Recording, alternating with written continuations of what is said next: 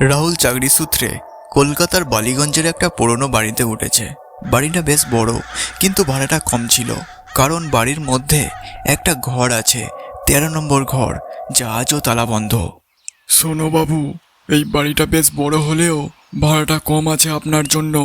এখানে একটা ঘর আছে, 13 নম্বর ঘর। ওই ঘর ভুল করেও খুলবেন না বাবু।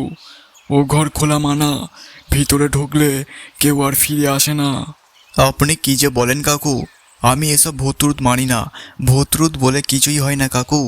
আপনি এখনও সেই পুরনো দিনের মানুষ হয়েই রয়ে গেলেন। লোকটা আর কোনো কথা না বলে সে চলে গেল। রাত তখন প্রায় 1টা। বাতাসে শিয়ালের ডাক, জানালায় দরজায় ঠক ঠক আওয়াজ। রাহুল ঘুমাতেই যাচ্ছিল, হঠাৎ দরজার নিচ দিয়ে আলো পড়তে দেখে।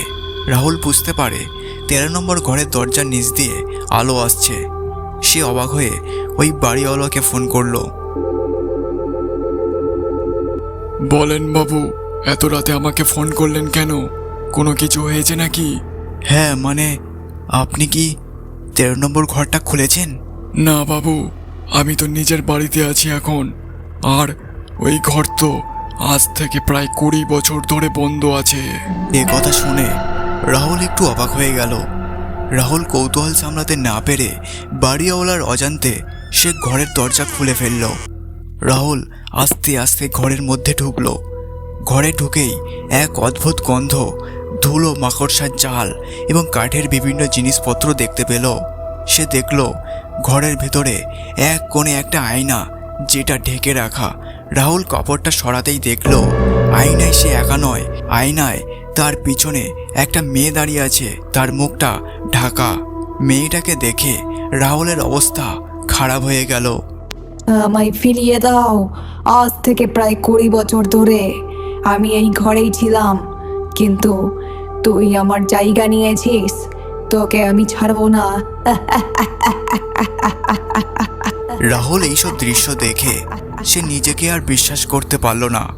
সে ভয়ে নিজের প্রাণ বাঁচানোর জন্য দৌড়াতে লাগলো। রাহুল দৌড়াতে দৌড়াতে পুরনো একটা কুয়োর সামনে সে জ্ঞান হারিয়ে ফেলল।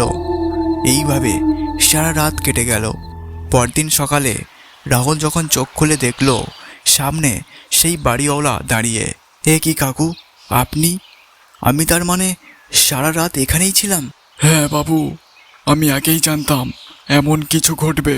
কিন্তু কাকু, ওই 13 নম্বর ঘরের মেয়েটা কে ছিল? আপনি কি কিছু জানেন? ওই 13 নম্বর ঘরে আজ থেকে প্রায় 20 বছর আগে একটা মেয়ে থাকতো, যার নাম সুনিতা। সে ছিল মানসিক ভারসাম্যহীন।